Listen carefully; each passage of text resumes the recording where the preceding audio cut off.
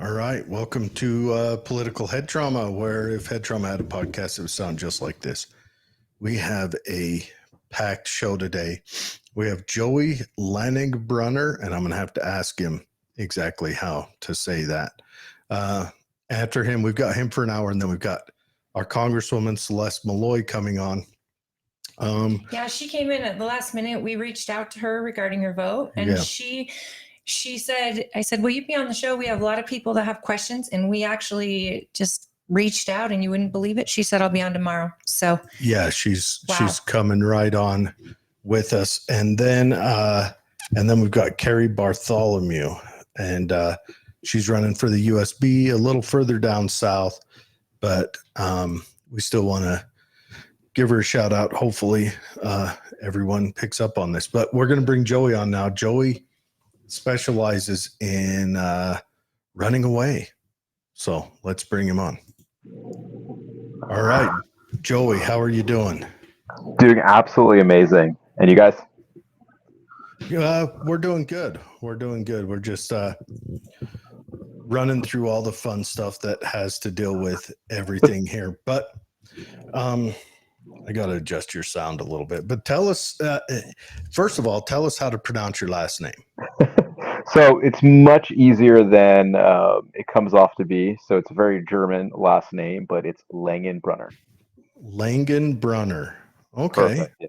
Right. All right. That works out. Langenbrunner. Ich spreche Sie Deutsch. Yep, that looks Nine. like a German name. So can you, now Dave introduced us, David Weiss. Can you kind of give us an explanation of he said you help people expatriate? Yeah, so kind of, I would say that's like a bit of an extreme way to say it, but yeah, no, we could start that way. Or another way I say is that I kind of create like an insurance, for people. So, for example, we can get into it, soon here, but essentially just finding like a second home or like a second citizenship, or essentially just kind of like a backup plan, for you and your family, just in case, you never know. But it's always good to have insurance, and the more globalized this world gets, either you like it or not, it's just good to have a backup plan,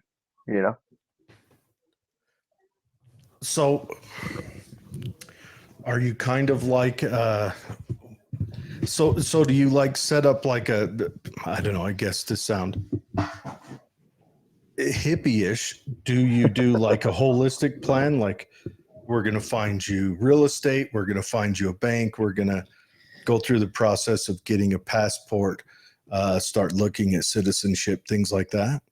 Right, exactly. So basically like a holistic plan.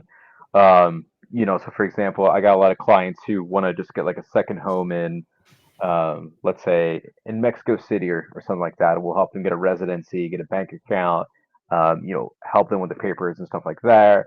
Or if they want to get like a citizenship in like the Caribbean islands or something like that, kind of right off the coast, but like you're close enough. These are kind of like scratching the surface here. I have a girlfriend who wants to say that she says there's a way that you can claim not where you pay taxes. You're no longer sovereign. You're your own sovereign nation. It reminds me of Peter Griffin.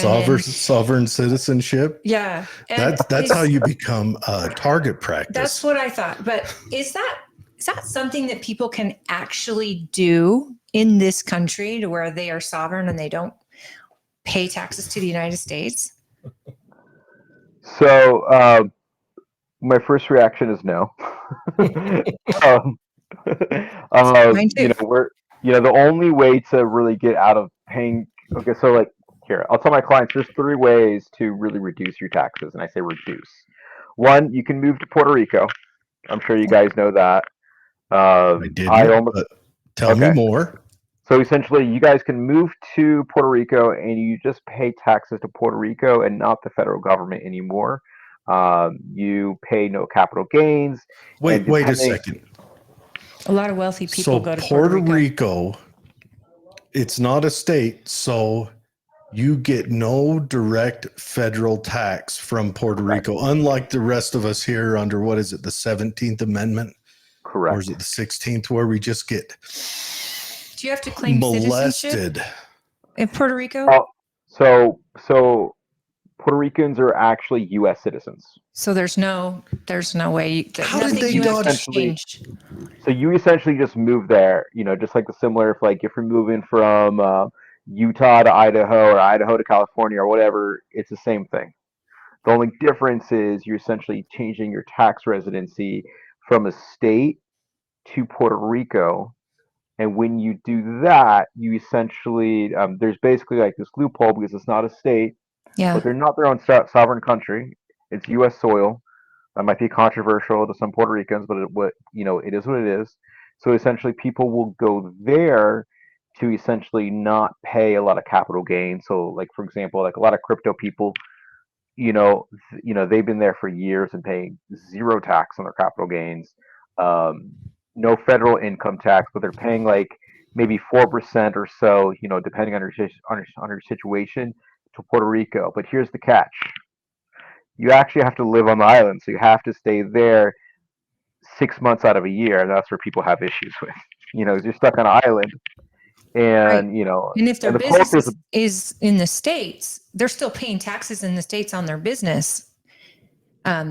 Business tax, like corporate tax rates. If their business is located in the United States, there's no getting around that. If they have These have to be people who pretty much have established wealth.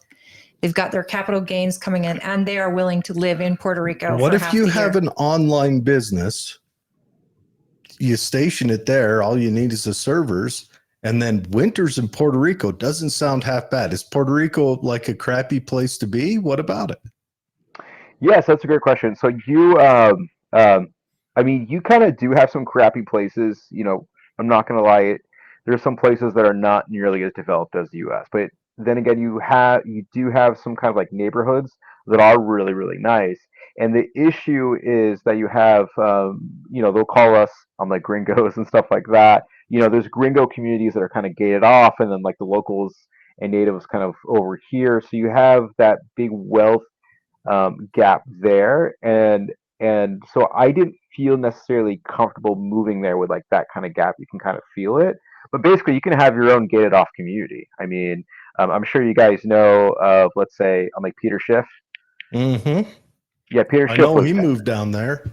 Yeah, He built he's like down a there. compound and took all his people down there. Exactly. He took everyone down there. It's like, I don't want to pay taxes anymore. And he took his gold business down there. So, but you actually have to live there. You actually have to stay, set up, shop down there. You can't just, set things up there, then, take a boat, back to Florida. They watch you very, very carefully on this kind of stuff. So that would be the first way that you can kind of reduce taxes as a U.S. citizen legally. Mm. But you can never actually get sovereign to like Peter Griffin and Family Guy and No, for yourself.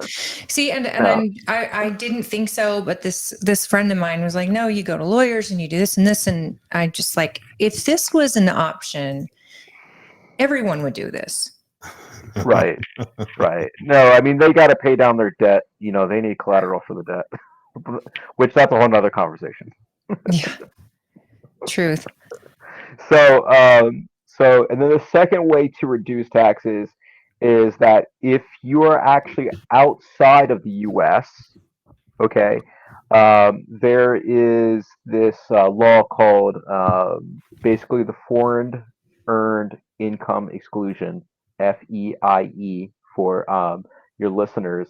And it essentially states if you're outside of the U.S. for 11 months out of a 12-month period, then basically your first, and this changes due to inflation, but your first $120,000 of active income is tax free. Mm. All your capital gains and passive income is still taxed normally, but the first 120 of active income is tax free. Also, if you actually have a residency permit in another country, so like let's say I moved everything to France or whatever, then I can come back to the U.S. for 3 months out of a 12-month period because I can prove I'm paying taxes somewhere else. But that means I would have to file a return in France and in the US, which is annoying. Mm. But I can get the first 120 tax free. That's it. That's well, what would you say is the most popular escape destinations right now? Ooh. For let's say for the median income, because we know that all the ultra rich seem to be going to New Zealand or something. But for like your middle class. Yeah, so the wealthy are definitely going to New Zealand. They're going to Dubai, these places. I would say if you're kind of like your average Joe, Mexico is a good spot. Costa Rica is a good spot. Colombia is a good spot. I would also say Ireland is a nice spot, kind of like an easier transition, because they speak English and stuff like that. A lot of people are They kind of speak English. Close enough. The thing about living in Mexico, I love Mexico. But there is a pay gap there as well. I mean, my husband and I got married in Cancun, and we would spend months at a time there, and years ago. But just outside of Cancun, it's not what Cancun is. So anybody, I've been to Ensenada and Tijuana, and these places are absolutely different than what people visualize who have traveled there. Even in Mazatlan, when you just go a little bit out of town, you are in an absolute third world country. And there's a big golden, church, a big Catholic church with golden steps and all this stuff. And then there's people sleeping on the steps. There's dirt roads. There's huts. It's phenomenal. And I wonder if an American would be safe in Mexico, because I know they also build compounds, but I've heard on more than one occasion that there's actually kidnapping insurance in Mexico, and cartels know this and will kidnap wealthy people just for that insurance. Right. So for me personally, I don't like Mexico. I have a lot of friends who moved down to Mexico, and like that's their vibe. I'm more me personally. I love moving. Like let's say I'm gonna be going to Cyprus and Greece and Spain to look at property. I'm like later this year. That's a little bit more up my alley, bit safer. But the reason why I brought up Mexico is because it's kind of just right there. Right. And it looks like paradise. It's definitely someplace that I would consider. Yeah. So what I remembered is during Tulum, probably about half of my friends, they all flew down to, Tulum, and they're having their parties and stuff like that down there. And so Tulum is starting to get really nice. Mexico is building a brand new airport, so you can fly right into Tulum. And so I know that's a huge destination for Canadian and American expats. Again, not my vibe. It's a little bit kind of like a hippie tech on like Silicon Valley type there, but people do like that kind of vibe down there. So yeah. Wasn't it in the LA Times last year? I read that it was like a re-edit from the Mexico City's newspaper that they were getting mad about all the immigrants coming up or coming down there from the US. Right, yeah. They were saying you're gringo in our Mexico. Yeah, it's actually really funny because like a lot of Americans didn't realize that they needed to get a residency permit to stay in Mexico because also as U.S. citizens, you can go down to Mexico for 180 days, so basically like 6 months, and these people were just overstaying their visa. Like, like you're illegal. You're illegal, like, and some of them were getting in trouble and actually being deported back to the U.S. How insane is that? So, I saw an interview with the Mexican president when we were arguing over Trump's border, and he was on this interview, and the guy interviewing said, well, this is, he hated Trump's policy, and Mexico's not going to hold him in Mexico, and blah, blah, blah. And then right at the end of the interview, the guy says, well, I guess if people come into your country, you let them get jobs and get services from the government. He goes, oh no, we send back them.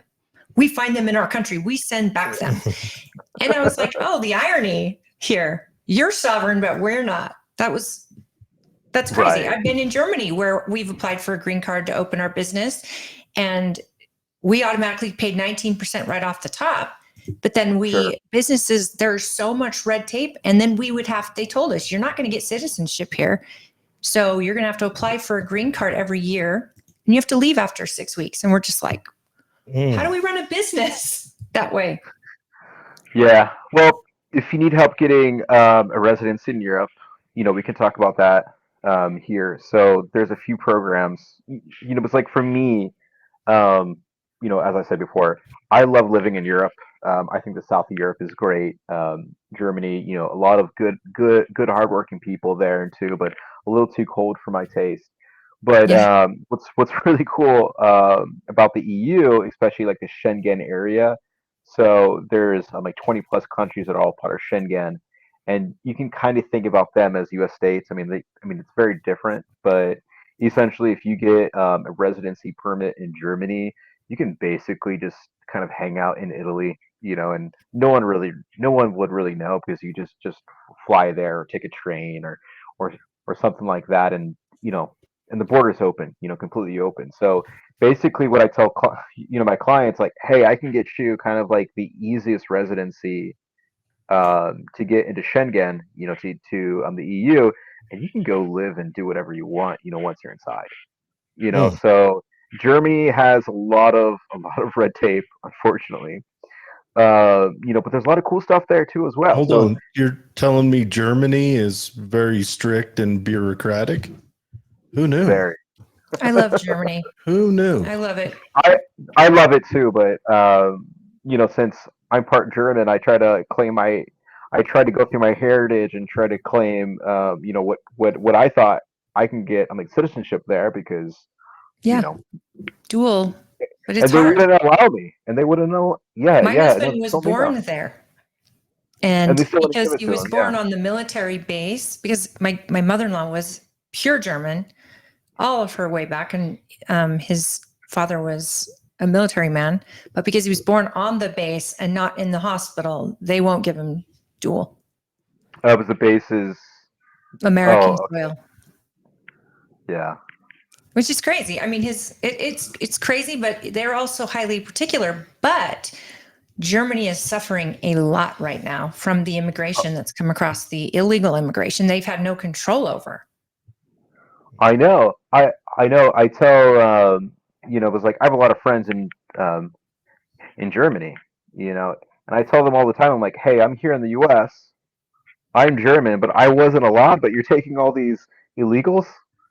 What's going on? I'm like, oh well, it's just politics. Okay, politics. They're Yeah. having such a huge demographic issue. I mean, all of Europe, because they're not having children there. In the U.S. we have our own problems, but in Europe it's far worse. And so instead of let's say bringing back some of these people with German blood, which like there's tons all over the Americas, you know, um, they're taking in illegals, and and the same thing. And I see they're doing the same thing in the U.S. too. People aren't having enough children, so they're just busing in illegals, and I'm just like, okay, here, so the EU and the U.S. they're doing the same thing, and Yeah, I it don't really seems like understand why. there's a lot of policy that's written that kind of punishes having children. And Right. I don't know, you've got Poland and what's the other country? Is it Switzerland No, not Switzerland's or Sweden? not Sweden. No, Poland and Are you talking about Hungary? anyways, Poland, they're incentivizing having children, and it's making a little effect, but it's not. I don't know. If I take a 30,000 foot view, it seems like Europe gave up on pride in their nation or pride in their community. And I'm not saying that to knock Europe, because we're heading that direction, but it's It's just that's what it seems like. My family in Germany, we have my sister-in-law's there and her children, and they just said to me recently when they were visiting that this isn't the government allowing per se. They're allowing about as much as our government is allowing politics to come over our borders. These people are coming and infiltrating, according to the German people that I speak with, and they are getting very bad, just like every European country, in England too, to where it's getting such an over stress on their infrastructure, like their hospitals and their police force. And so they're not acclimating. Whereas the German family I had, when they moved to the United States, they refused to speak English. It was German only, but they wanted to be Americans. And yet in Germany, they like that too. They like you to speak the language and they like you to do all that. But these people coming in from Somalia, from other Middle Eastern countries, are not acclimating. In fact, they're causing huge stress on the criminal justice system because of some of the crimes they're committing, and it's happening all over Europe. It's almost by design, kind of like what's happening in the United States. These are undocumented voters, if I'm being honest. Right. And yeah. So the second that border is closed, that would send a huge message, because the border to Mexico is closed. It's closed. You can't go across to Mexico. As you just said, they will deport you. You can't own property in Mexico if you're not a citizen of Mexico. All these little things. And yet Americans are getting, the bad rap because we want to close our border. But in Germany, in France, in Italy, those countries, in England, those countries right there are overwhelmed. And now they're fighting back, when essentially they were like, let them come in. Our birth rates are down. They're going to acclimate. We're going to have a better Germany. We're going to have a better France. And it didn't turn out that way. No, it didn't. And, so this actually ties in what I do professionally, because I help people immigrate legally. There's legal ways to do this, and I can help people. I can hold their hand or whatever. I mostly deal with, let's say, like high net worth individuals, and it's really crazy because even in Europe, they're closing down a lot of programs, that are supposed to bring in high net worth individuals. So, for example, let's say like in Portugal, they had this program called a golden visa program, where you would buy a property for about $250,000, and then 5 years later, you would get the Portuguese passport. You'd pay a little tax there and stuff like that. And they closed down that program. Mm. And then with that, they're, all these illegals are coming in. And I'm like, this doesn't make any sense. You got people who want to come there, invest into homes. You got this. They have these beautiful homes there in Portugal. Yeah. But I mean, like some of these homes are hundreds of years old and need some serious work. And these countries, like they're broke. They're more broke than the U.S. in many ways, and they're very socialist too. So they don't have good policy, when it comes to like dealing with money. So they need money. And just recently, they got rid of the program because of politics. I'm like, you guys need this money. Why do you close down these programs? So even Europe is pushing out, the people, with wealth who want to come there because the food's great, the culture is great. There's a lot of beautiful things about Europe, and they're like, eh. It's crazy. It's almost like they're trying to turn us all back into a third world nation. And maybe that's so there can be one government, one global government that controls all of us. And just bringing us back 100 years is their idea of equality or fairness. I think it's personally they all set up this Social Security like system, a retirement that's government managed. The government did what governments do and managed it very well. So it's going in the drink. And then next thing you know, we're not having kids, and they need to bring in and I'm not disparaging the migrants, but they're a lower class that tends to reproduce more, and they need to flood their communities with people so that when this group that has forgotten about family units in retirement. When they retire, they need all these new people to pay taxes into that retirement system. Right. Hey, Right. Joey, what's the name of your business? Yeah. So I just have a business we called Joey International. So Joey.international. The website's still a little under construction, but basically you'll kind of get your contents there and kind of like see the programs. I mostly specialize in citizenship by investment. When you're talking about like, let's say like world government and stuff like that, what I tell my clients is that it's important to get multiple citizenships as a backup plan. And the Yeah. reason I'll tell you this here, let me kind of give you guys like a fun little scenario. So, do you guys remember when you were little? You would go to Mhm. mom and say, "Hey, mom, can I go out, with Jimmy, down the street? Can I go out and play with him?" Right? Um, and your mom might say no. And you're like, "Oh, shucks," like that sucks. And then you go to dad and you said, "Hey, can I go play with Jimmy down the street?" And your dad's like, "Yeah, sure, no problem." If you only have one citizenship, it's like having one parent. Mm. Think about that. So the clients, I know you probably represent clients that are probably retired or have investments that are coming in maybe a top class tier client. But in some of these new immigration options they have, you could probably help people who maybe make a couple $100,000 a year. And because a lot of that money will go further in another part of the world, right? I mean, if you can buy a property in Portugal for $250,000, well, that's less than homes here in the United States. Oh, 100%. 100%.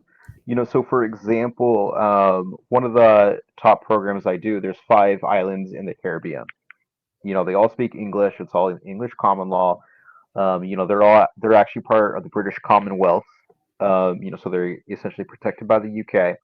And you could essentially buy these passports for lower six-figure amounts. So maybe like $200,000 or so. You can get an extra citizenship, zero tax, right off the coast. You can maybe even buy a home there for maybe 400,000. Beautiful, with the view of the sea, beautiful weather. Very similar to Puerto Rico, and get citizenship that way. And it's just right off the coast. And how do you You get fly to there? Miami. Do they Yeah, have yeah. airports? Yeah, no, they do. They do. They do. You just fly to Miami, then fly there, or fly to Toronto. And they got flights there, and they got a lot of direct flights between them and London as well, because there's a huge tie between them and the UK. And so that's a place where they speak English. It's protected by the UK, so it's kind of like a easy place for Americans to go to. That's kind of like a little bit more familiar, and it's Could beautiful that weather. be a gateway into? I mean, I know the UK is no longer a part of the what is it, whatever. Right. Brexit killed that, but could that be a gateway into a British citizenship? So if you are a citizen of an English Commonwealth country, that does give you certain benefits in the UK, but it doesn't necessarily like fast track you, but you will get certain benefits. So, for example, let's say you're stuck, I don't know, in Brazil or something like that, and you lost your passport. You can actually go to a British embassy and get like a temporary passport. So like that's Hmm. kind of so like basically a British embassy will essentially help you out. And that's pretty cool. Yeah. What type of client do you have? Is it just wealthy clients looking for a second option? Is it preppers looking for a place to hide if the fit hits the shan, or is it? I mean, do you get criminals that want to get out of here? Like what type? I'm sure you have all types, and you probably won't share exacts. But what is the base client that you usually get? I would say I really focus on 3 different kind of clients.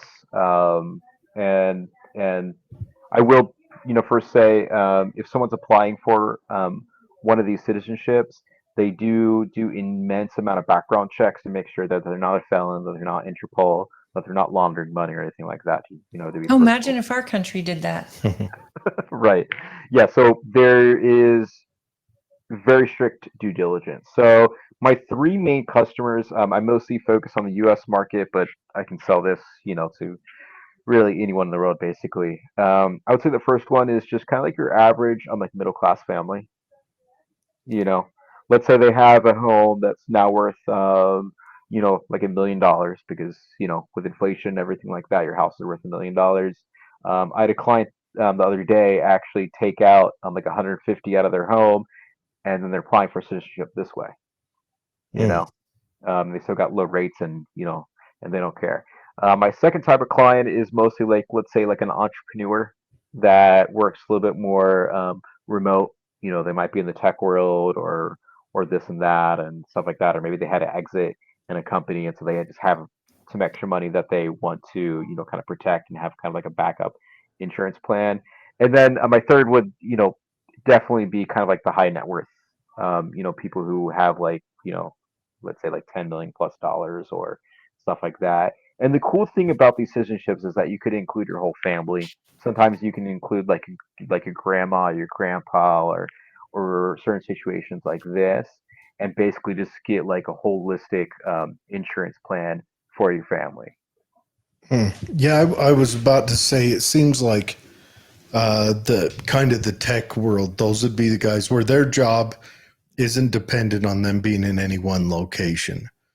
That'd Well, be, after COVID, we learned a lot of work can be done yeah, mobily, like remotely. Right, right, my right. job cannot, sadly.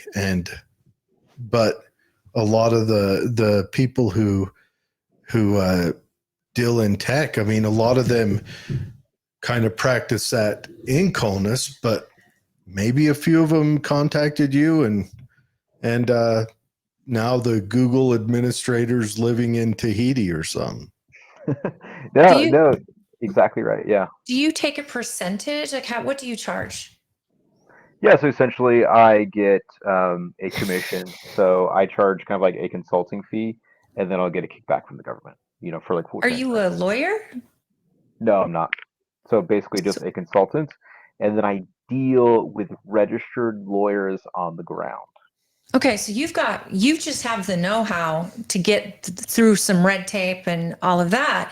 And then you have resources like lawyers and things to reach out to. So Right. you're like a realtor for immigration. Like your people Yeah, can shop exactly. around for Yeah. where they want and you have all this, but then there's a lot of inner workings that make it happen. How long does it take usually for a person to start the process, go to you, start the process, come up with the money? Um, does it take 5 years? Definitely not 5 years. The great thing about these citizenship by investment plans is that I will tell my clients to at least just kind of reserve a year, just 1 year. So, like, let's say, for example, it takes you maybe 1 to 2 months to get all the paperwork in. I mean, you're gonna have to like notarize this and notarize that and get a copy of this. Like they do like a medical check too. They're very, very strict, with these kind of things. And then once you turn it in, it might be, let's say, somewhere between like 3 and 8 months, depending on how fast or how slow the government runs. So I would usually say it's about a year, and you can get, the passport in you and your family's hands. Mm. That's amazing. Do you? I have a couple questions.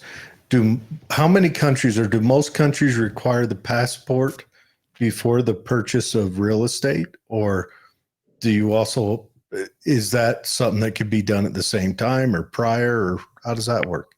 Yeah, so usually you would buy the real estate, and then once you kind of show, that title, like, hey, this property is in my name or my company's name, and it's of a certain value, then we take that paperwork and put it in with the application. Because that Mm. So it's shows kind your of intent to live there. Like you're showing intent. right. Like your money is where your mouth is. You're buying the property there.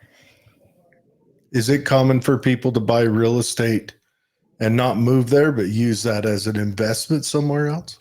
Absolutely. Yeah. Yeah. No, they use it for investment. They can do like Airbnb and stuff like that and make some good money that way. Or it's just like simply a vacation home. Like, hey, so it's during winter. I want to go down there for 2 months. I can work remote. I could, do my show, down there, with some minimal equipment, and I just want to get, I just want to get away, and Sounds stuff like that. amazing. Is Panama on the list of places that is a tax haven for folks? So yes. So Panama is a territorial tax, which essentially means you only pay tax on what you make in Panama. So if your company is in the U.S. and so your income source is outside of Panama, you theoretically would not pay tax in Panama. But You would still that's pay in the US. right. Yeah. Yeah. So it's always, it's like if I'm dealing with Canadians and stuff like that, they definitely have the option to basically just pay no tax, but we still, we're still troubled with that. How do the Canadians do that? Once they leave the country, uh, Castro Jr. forgets about them, or how does that work? Basically, yeah. Really? For every other country outside of the U.S. and another country in Africa, if they move out of that country, they don't pay tax there. Really? So How how simple is that? our government really just wants to once a year just give it to you. Hey, California is trying to impose that for people who leave Oh, California to California, yeah. continue to still get their taxes. I saw that. It's on a So smaller POC for 10 scale, but years or something like that. And then yeah, that's crazy. Yeah. it's So insane. But we're in a clown world. right. Like, like I love this country so much, but I'll tell you what, for tax reasons, like I almost wish I was born in Canada, just Hmm. because I could still have a good passport, I still have great access to the US, and I could leave. I could just change my tax residency. I could just move to the Bahamas, pay zero tax, and, go hang out in Miami if I wanted to and just pay zero tax. You Yeah, know, well, Canada is also open to more countries than the U.S. is, such as Cuba and other places that we became unfriendly with in the 60s and 80s and 90s. And Yeah, I'll tell you what, that's another reason why I actually had a client a few months ago tell me, hey, I don't feel safe, going where I'm going with a US passport, like really? That would be something that would red flag me right away. Right. Because like he was telling me he went to Turkey and they were treating him horribly, even though that Turkey's part of NATO, they treat Americans like crap, when you go in, which I mean, I'm just like, okay, we're part of the same alliance, but you treat Americans like crap, but you go in with a different passport, no problem. Come right in. And that's where the There's no Maldives problem. is. And you think that a lot of Americans travel there, but you don't feel safe. I mean, even every time I'm in Mexico, our passports are so locked up that because you don't want to walk around with it, you certainly don't want to flash it around. And it's to a point where you have you're talking about Tulum, for example, and how people, I mean, there have been a lot of tourists caught up in Playa de Carmen because of drug cartels. And they're just out in the city of Playa, which is getting more and more populated by Americans. And drug cartels don't want to kill Americans. They absolutely don't, because that's a huge portion of their economy. But when it happens, it happens. And Americans tend to have a price tag on their head in some countries, or they've got the cloud of the devil in Muslim countries. We're infidels. And I mean, which is also something I can't get my head around about all the migrants that have moved into England, for example, and they're Muslims, and they are raging against their government in France as well, in Germany as well, and because they don't like the culture, and they feel like they're a greater, higher, more important person because of their beliefs, and yet why are they moving there? If they don't like the culture, it's a little terrifying because, isn't it Switzerland? Is it Switzerland's had all the no, crimes? Sweden. I get the two mixed up. There's so many crimes against immigrants against their citizens that they've completely tried to stop any more immigration for fear. Yeah, I think I it's mean, scary. yeah, I mean, here, I'll tell my clients this. There's about 193 jurisdictions, so basically countries that are recognized by the UN. Think about that as a buffet. Okay. There's going to be a country out there that where, like you'll be welcomed. First of all, they'll welcome your money. They'll welcome you. You'll feel safe. You'll have a good time. There's 193 countries. If you're going to a country and you don't like it, why are you there? There's other countries out there. Like I get it. Coming from the Middle East, there's a lot of issues there, and it can be unsafe for families and stuff like that. But, there's other countries there. But if you're in a country, you should respect that country's culture 100%. And if you don't like that, go to another country with a culture that you like. Because I have American clients where they're like, well, I don't recognize this country anymore. I don't feel like this is the country where blah blah blah, you know, what country, Joey, like what country has this, and that? Okay, well, this country, like I'll bring up Ireland, for example. It's kind of like an easy place, for Americans to go. Things just run better. You can pay pretty low taxes there. That's one place where, hey, I want to go to Italy. I want better food. They're poisoning our food, and people in Italy are eating pasta every single day, and they're not getting fat. I want to go there. Okay, let's go there. Here, you just do this, do that, blah blah blah. So like if you don't like the country that you're in, there's 193 other jurisdictions out there. It's a buffet. I completely agree. Don't And put when you're in food on your Italy, plate that you though, don't like. in Italy, when I'm in Italy or I'm in Germany, you adapt to them. You adapt to their culture. You respect their culture. You are a guest there. And when you start to be there, we would live in Germany for months at a time, and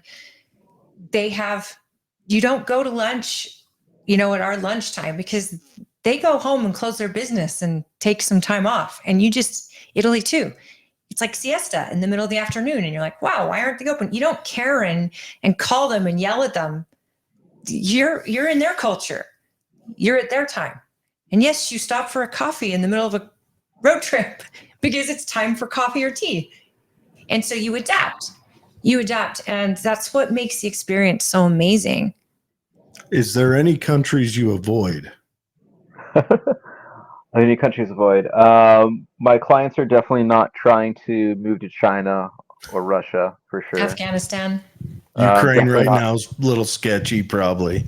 Yeah. And it's crazy because 5 years ago, I did have a bunch of friends move to Ukraine, and they loved it, but I would say most of my clients are going to Europe, Latin America, and then places like Dubai and stuff like that are kind of like some of the biggest places for sure. And then maybe some are going to Malaysia too. Oh, okay. How hard is it to get into like Dubai and those? Because those are really, I mean, they're Muslim countries, but they're international essentially. They make it extremely easy. What's really interesting about some of these countries is that if you immigrate illegally, there's very harsh consequences. But also on the flip side, they make immigration really easy. Do this, that, do this, get a medical check, and come right in. And it's fast, it's efficient. They do a bunch of stuff online. It's not a process that takes a long time. They just want to know who you are. Yeah, like here, like I'll give you an example of, some problems that the U.S. has. I had a friend, he dated, or like he married this girl from Armenia, and she's been waiting for maybe almost a year to get an appointment at the U.S. Embassy so he can bring his wife there. Armenia is a Christian country. There's nothing wrong. And meanwhile, she's married to a citizen. Right. And waiting over a year, and I was jokingly telling him like, oh, why don't you just, take her across, the border? And I can tell that he was thinking about it. And this is an upstanding citizen. Yeah. Nothing in taxes. And he's like, man, I've been waiting a whole year for my wife. And I don't know how much longer it is because once they get the appointment, it's going to take another year? And he can't leave the country because his business is here. And he was thinking about that. Think about how horrible that is. That's so many people. and they end up paying upwards of $20,000 and waiting a decade. Yeah. And they've already been married to this person. They're already supporting this person.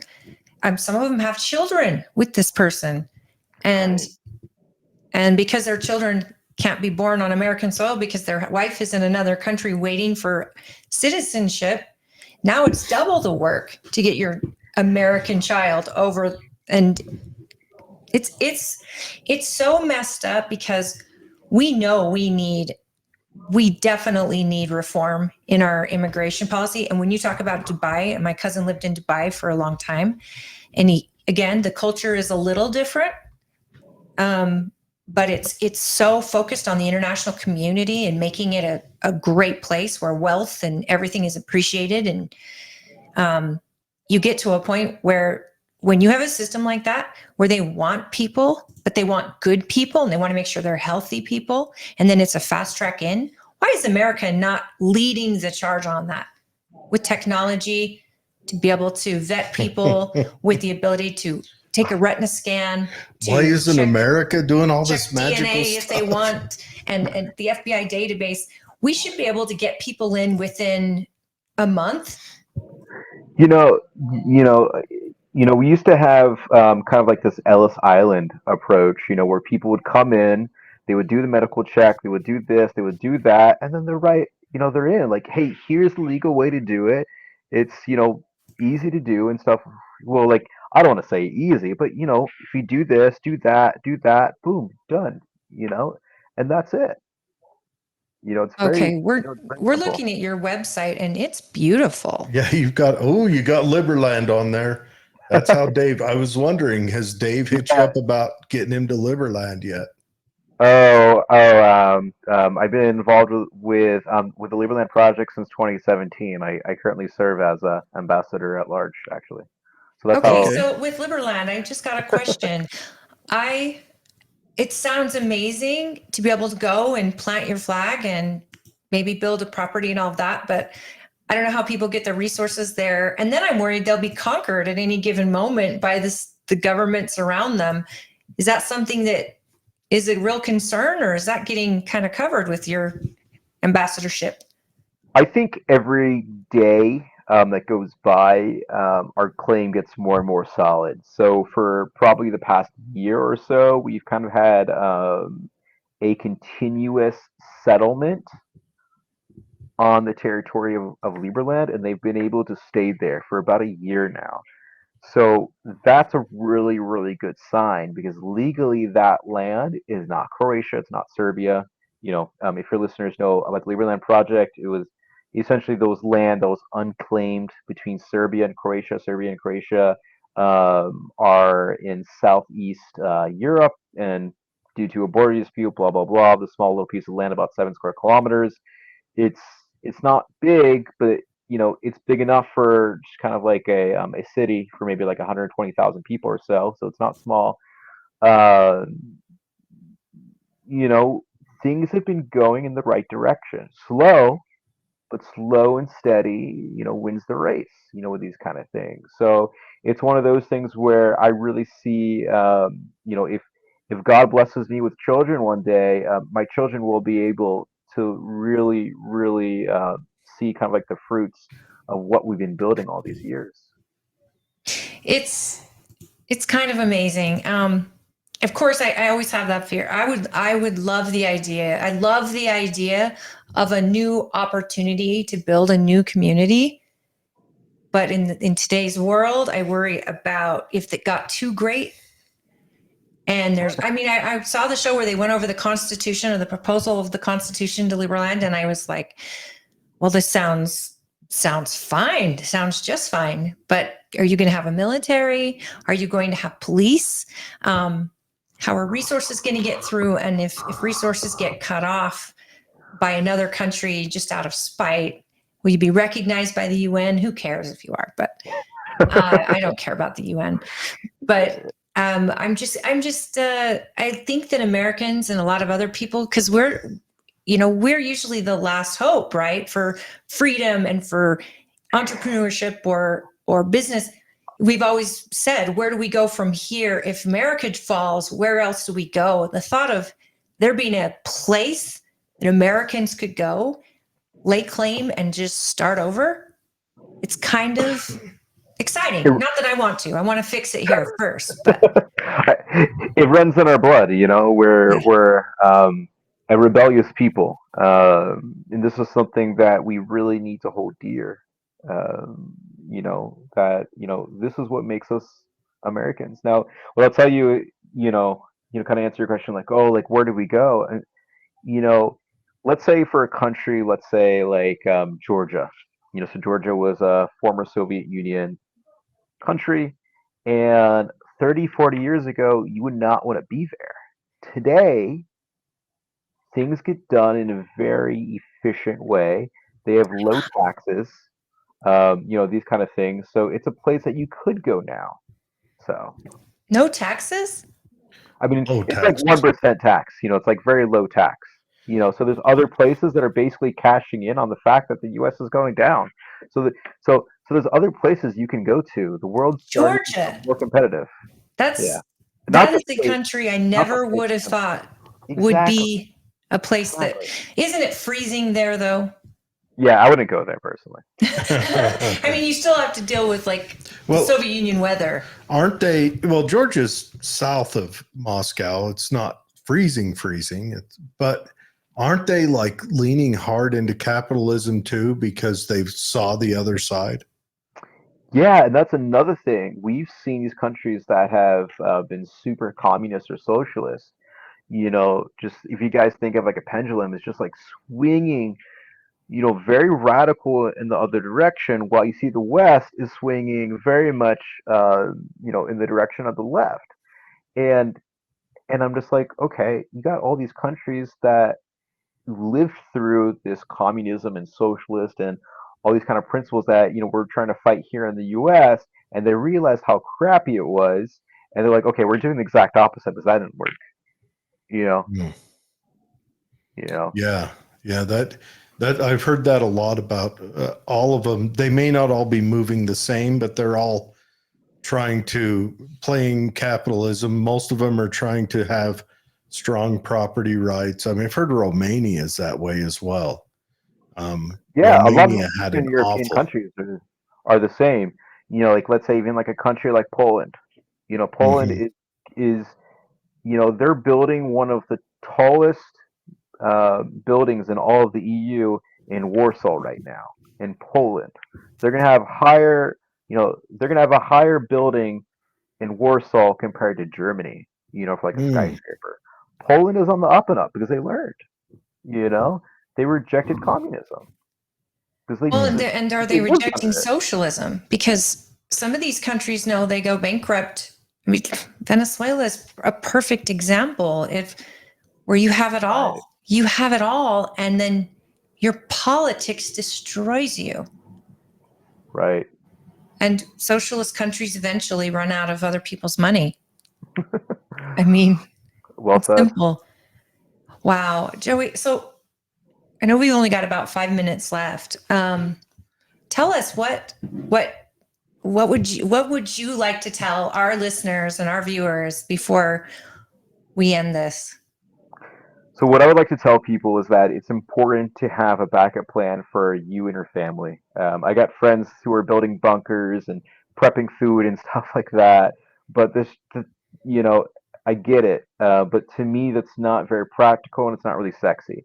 What's sexy to me is getting a second citizenship, a home somewhere else, James Bond style, and just learning how, like if things go south, knowing how to get you and your family out because you know, living in a bunker with a bunch of, canned food just doesn't sound like the way to live, man. The Joey, world how is- do you recommend? Like, let's say we actually need to go to a bunker because, I mean, won't you need to have some foresight that the world's actually in trouble and have the ability to get out? Because do you assist people in like a plan? Like you have to go to this airport, you'll hire this jet, they'll take you out.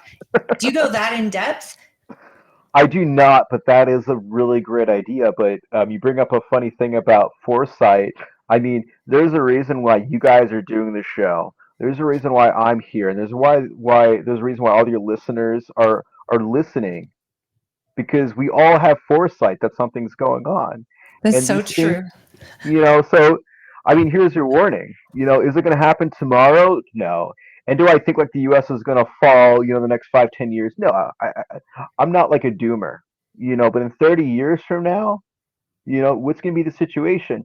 It's not going to be one of those things where, boom, things, everything's out. There's nuclear war. I don't think that.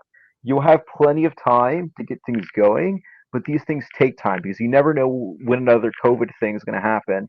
And I'll tell you what, the reason why I got passionate about this is during COVID, I still wanted to travel around, and I traveled all over Europe. I didn't care. I didn't get the shot either, and I still traveled around. And I realized if I had 2 or 3 other passports, okay, well, if you're a citizen of of XYZ country, you can go here, but an American citizen can't.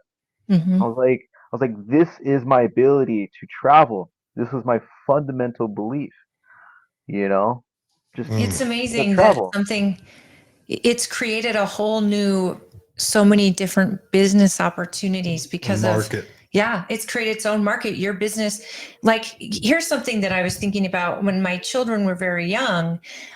We thought we need to we need to take them to Germany and get them exposed. We've taken them to Mexico. We've How great would it be to be pre family? You're just a single person. You've got a great job, you've got some money in the bank, and then when you do create your family, to raise your children in 2 separate cultures at the same time, where they pick up a different language, they pick up a different culture, they also have their American roots and they know America and its culture. What a huge advantage, because Europeans usually have a couple languages at least under their belt by the time they're 5 years old or 6 years old, and they're world traveled because they've been all these countries in Europe, and they're well versed in geography in their lives.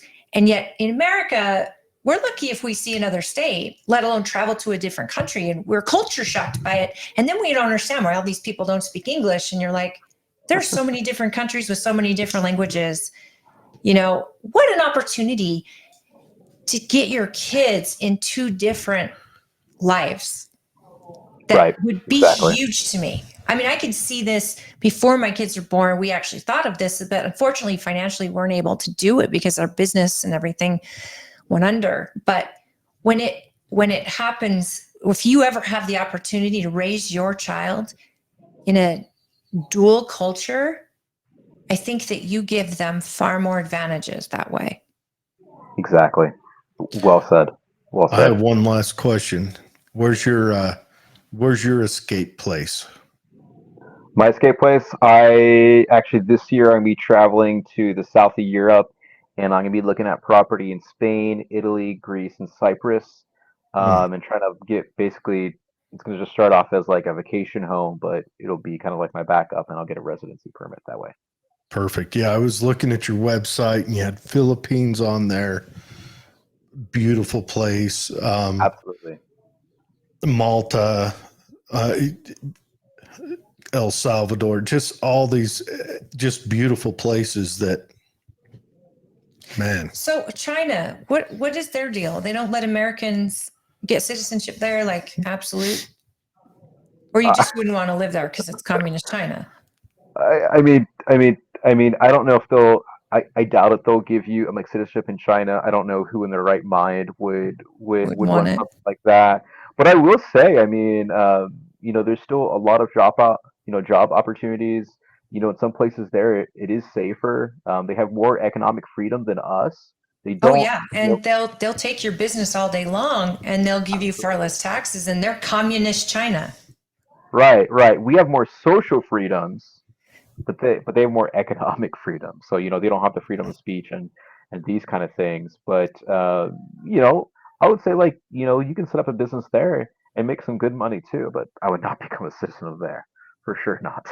Well, they Yeah. probably wouldn't allow it unless No, you probably pledge not. your full, like. And when you set up a business there, you're setting up a business with a silent partner. Right. True. Yeah.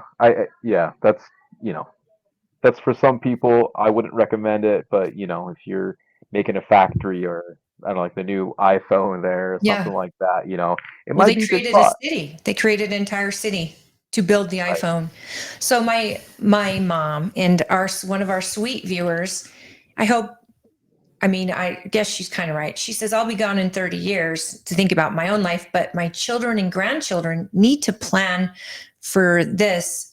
And it's, I think, and my mom probably never thought, and I might be wrong, but you probably never thought that you would need or think to even have a backup plan to living in the United States, because she's from the generation, the Patriots. She was raised by the greatest generation.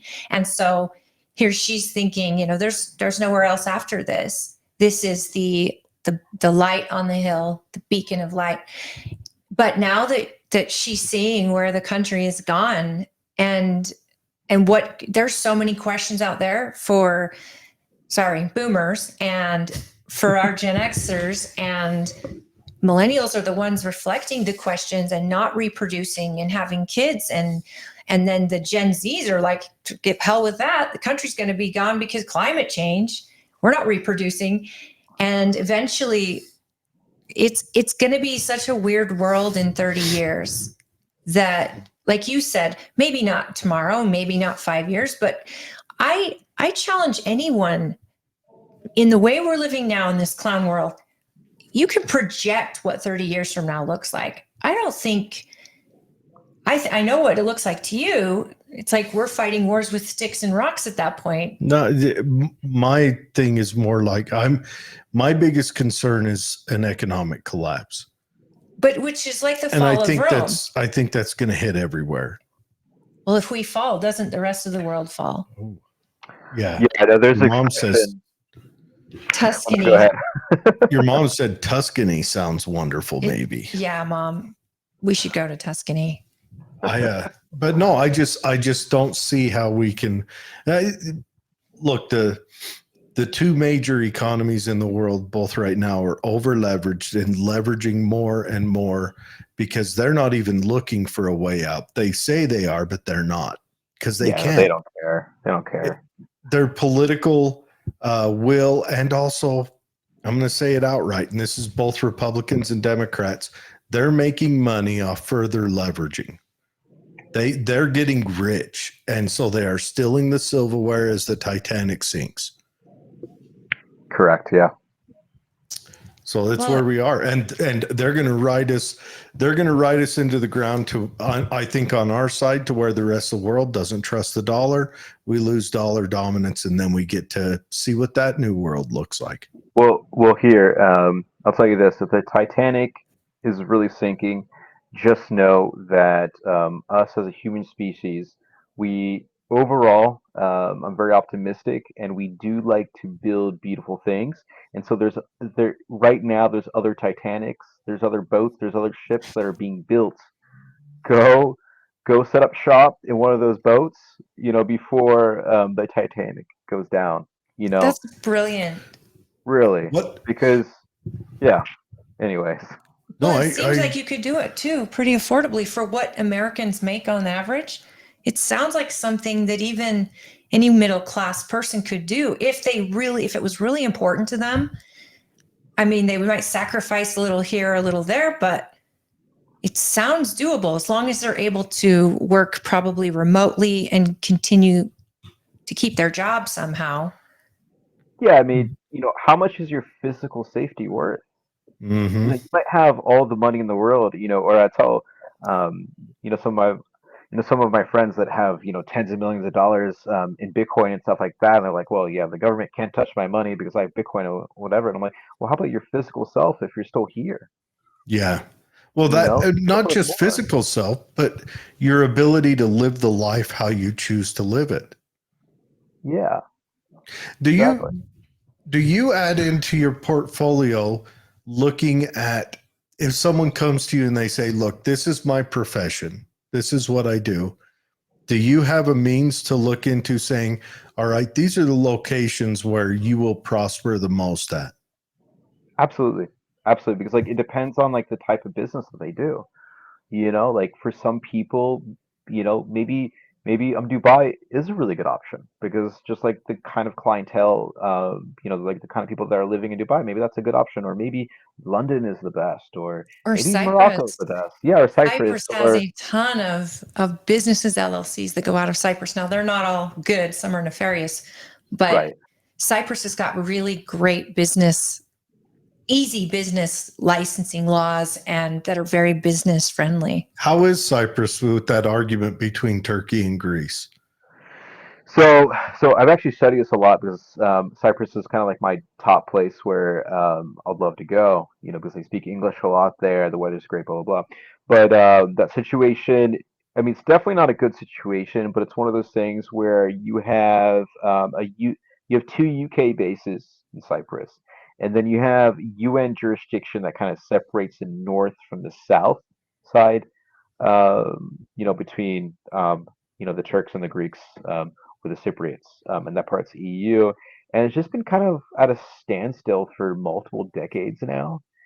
So it's just one of those things where it's just kind of like a frozen conflict, and I don't necessarily see anything really happening violent there. But it is something, people who are living in Cyprus. I mean, people in Cyprus should have a backup plan too. Mm. Wait, I Especially remember when everyone made a run on the banks, and Greece was actually a little terrifying there for a while. That in was, 2013, right? yeah, that was a decade ago. Um, I know we have to cut this short. We've got our next guest. She's not here yet, I but think they just pulled up. I just think it's amazing that you have found a business model out of something that it doesn't sound doomsday at all. It sounds reasonable. Pleasure and seeking. Yeah, this is like travel, but you get to enjoy and invest in a country, in a culture, and you also get a different option where raising your family or protecting your family. My last thing, when you say Bitcoin and people have tens of millions in dollars, well, what happens if we lose any internet ever? Like it's wiped out. You're not rich anymore. Hopefully a couple of guys somewhere are doing daily printouts and then they can start a hard log. That is a serious question. What happens if there's an EMP across the world and we no longer have access to Bitcoin? Then it doesn't matter. It's just like having toilet paper made out of dollar bills. If that happens, it doesn't matter for anyone. Yeah. Right, because all your money, even in dollars, is gone because it's on the bank. Yeah. Unless it's stuffed in a mattress. Your electricity's gone, your running waters, and then it doesn't matter. Yeah, well, I would say that like the new currency would unfortunately just be bullets then. Yeah. It's true. Yeah. That is Bullets, one one concern I have for the US is that it feels like we're marching headlong into a civil war. I want to push back on that. Because like we're seeing like this new movie come out with Civil War, and like if like if you're watching the media and all these movies coming out, it's like all this apocalyptic stuff. I don't think anything like that is really going to happen. I mean, we can try to manifest it and stuff like that, but no, like let's not do that. Right, exactly. I don't see something like that happening. To be honest, I think Americans in general, they're like they're not going to get up and fight. They're too busy watching TV and and stuff like that. I don't think they're going to pick up a gun and do something like that. Well, I was saying to my husband the other night when we were talking about something along these lines of how the projection of how bad it's going to get, and I told him Americans have no idea how bad it could be because we have never suffered. Not our generation. We've never, until the toilet paper crisis of 2020, that's the first time Americans probably felt a pinch of what it could be like to go to a store and not be able to buy a product that you need. But even then, what we know and what we need and expect is so different than, say, people who live in Afghanistan, who really live hard, right? I think you've even said that. You go there, they have lived in the pits of that place, and They're a different breed know- of human. Yeah, they know difficulty. Americans have no clue what difficulty is. So with that, I'm going to Yeah, she's going to excuse go get myself. Celeste. Joey, thanks for coming on. Absolutely. Again, everyone, that's Joey International. Joey International will be in the show It was notes. such a pleasure to meet you, Joey. And thank you for Absolutely. being on the show. We got to have you on again when we can Absolutely. get more in depth about your process and how Sure. you do it. Yeah, no, that's I think that's really cool. I am a hammer operator for a living. I'm a handyman. So I don't know how available my trade is for travel. I should have learned something specialized or something, but Every country needs a handyman. I'll tell you what. I mean that sounds very, very useful. You can go to any country and probably get a job. So. well, that might work out. All right, Joey, thanks for coming. And we'll talk to you soon. Everyone, we will be back in just a minute. Bye. All right. Thank you. Bye.